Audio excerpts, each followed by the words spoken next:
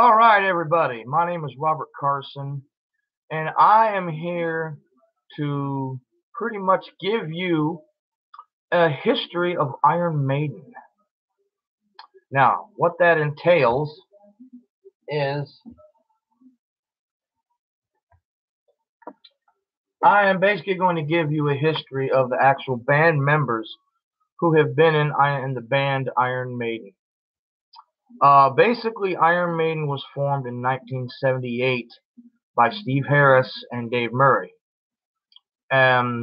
Steve Harris was in a band called Smiler, and from Smiler, Steve Harris recruited Paul Day, Dennis Wilcock, Paul Diano, I'm sorry, wrong people. Paul Day, Terry Rance, Dave Sullivan, and Ron Rebel Matthews.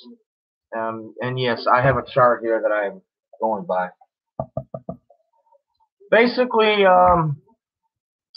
that was the first incarnation of Iron Maiden in 1975. Okay, from there, as will go on with most bands, as will happen with a lot of bands, there are lineup changes. Now, Paul Day didn't last a long time. Okay, so after Paul Day left, Dennis Wilcock took over, and he brought more of the theatrical side of Iron Maiden, which was minute at the time. But the theatrical side started coming out in that they actually developed Eddie the Ed, which is English terminology for the head. Eddie at that time was a paper mache mask that spewed blood from the mouth, which at the time was which spilled onto Ron Rebel Matthews' head during each show. Dennis Wilcock would also do a trick with a sword. He would take the sword and run it through his mouth, and he would spit up blood via blood capsules, and that would give actual frightening effect to some of the crowd, and a lot of people didn't know what he was doing at the time. So, at that time, Bob Sawyer and Dave Murray came in at that point, which was different. So they replaced Terry Rance and Dave Sullivan. So now you had Bob Sawyer and Dave Murray, and at that time as well, Ron Rebel Matthews left, and Doug Sampson replaced him on the drums. So now this lineup continued for quite some time, and at that point, it got to the point where Steve Harris said, "Okay, well, we need to make an album."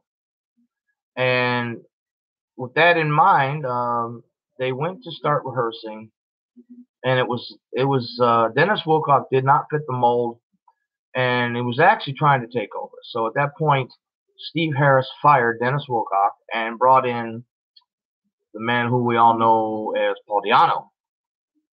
Paul Diano was here, and at that point, Dennis Wilcock fired the entire band himself before Steve Harris fired Dennis Wilcock, which was why Steve Harris fired Dennis Wilcock, because Dennis Wilcock had a bit of a prima donna attitude, and he wanted things going his way, but this was Steve Harris's band, and that is why. And Dennis Wilcock actually fired Bob Sawyer and Dave Murray and Doug Sampson.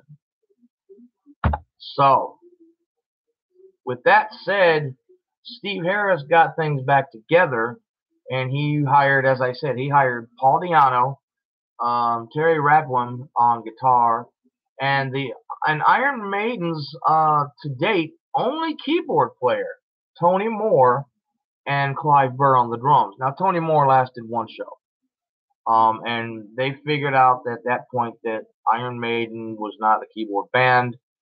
The music they were going for was not exactly that. So Tony Moore left, and there was no keyboards. Now, Paul Diano stayed for a long time. As we all know, he recorded Iron Maiden and Killers with the boys. After Terry Raplin left, Tony Parsons came in. Tony Parsons was there for a short, brief period of time, and then Dennis Stratton came in. At this time, Dennis Stratton came in. They got rid of Paul Di'Anno. Paul Di'Anno had done 2 albums, Iron Maiden and Killers, and they were working on their 3rd album, and they decided that Paul Di'Anno was too punk rock, and Steve Harris wanted to go into a different direction, which would be more metal.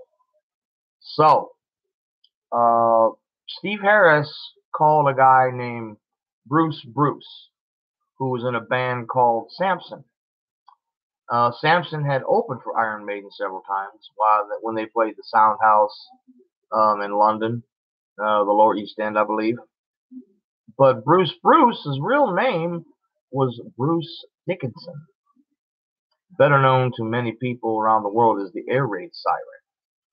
Now, Bruce Dickinson was the perfect choice for Iron Maiden because he could envelop Iron Maiden with the highs and the lows that they needed.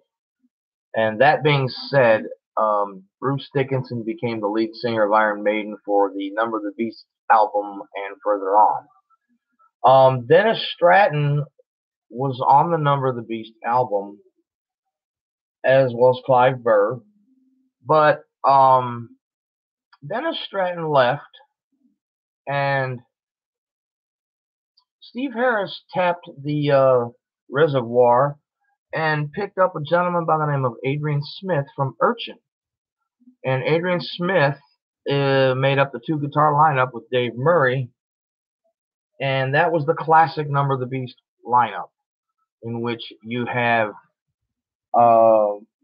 Bruce Dickinson, Steve Harris, Adrian Smith,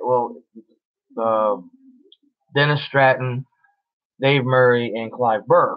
Now, Adrian Smith came in for Peace of Mind, okay? Now, at that point, the lineup changed drastically. At the Peace of Mind album, the lineup changed from what it was for Number of the Beast to the following lineup: Bruce Dickinson, Steve Harris, Dave Murray, Adrian Smith, and the wildly comedic Nico McBrain. Nico McBrain is very, very, very hilarious. He's very funny, and it's just he's just very funny.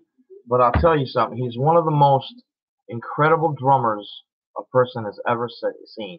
And if you watch him live, he's just very, very incredible.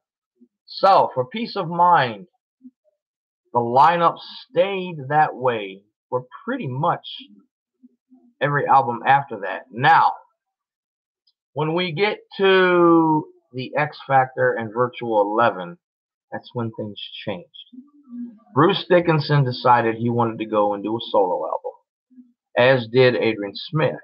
So, at the time that they did that, Steve Harris recruited Wolfsbane singer Blaze Bayley. In my personal opinion, that was a large mistake. Blaze Bayley, in my opinion, did not have the charisma or the stage presence that Bruce Dickinson had. Guitar-wise, they actually picked up a good guitar player in Yannick Gers. Yannick is actually still with the band. As far as Blaze Bayley did 2 albums, X Factor and Virtual 11, and was promptly let go. Bruce Dickinson came back for Brave New World, and he brought along Adrian Smith, because on the last solo album that he did, Adrian Smith actually played on it. And a quick side note here for anybody that wants to know, one of the main guitar players for Bruce Dickinson's band was Roy Z, and he is a phenomenal guitar player in his own right. Anyway, the albums that Bruce recorded, I will try to remember them: Skunk Works, Tattooed Millionaire, A Chemical Wedding, and those are the only ones that I can remember. But they're all good albums. Any Maiden fan who is a fan of Bruce Dickinson's singing, get any of those albums: Skunk Works, Tattooed Millionaire, or Chemical Wedding. Chemical Wedding is the best of the three that I know of. If there are others, I'm not sure what their name is. Anyway, the return of Bruce Dickinson and Adrian Smith heralded a huge album called Brave New World, and that album was supremely done well.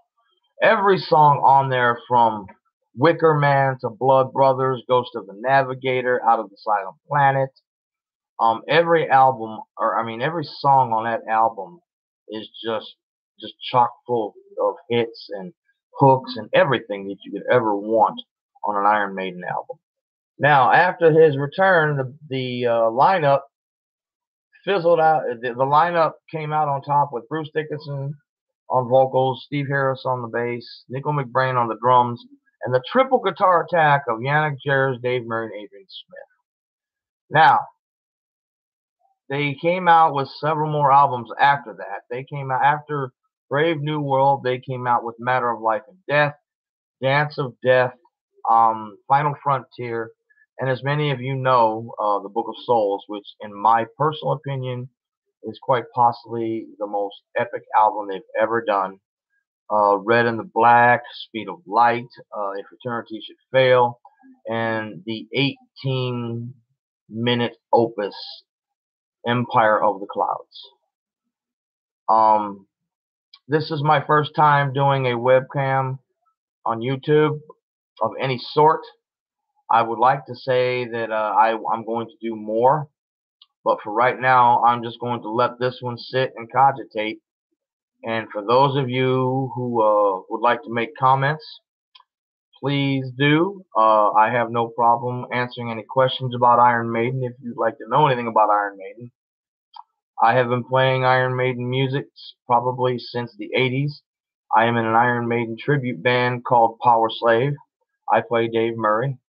So, any questions you have, please direct them to me, and I will answer them as positively and as succinctly as I can. My name is Robert Carson. Thank you for watching this webcam post, and I hope you enjoy Iron Maiden as much as I do. Up the irons.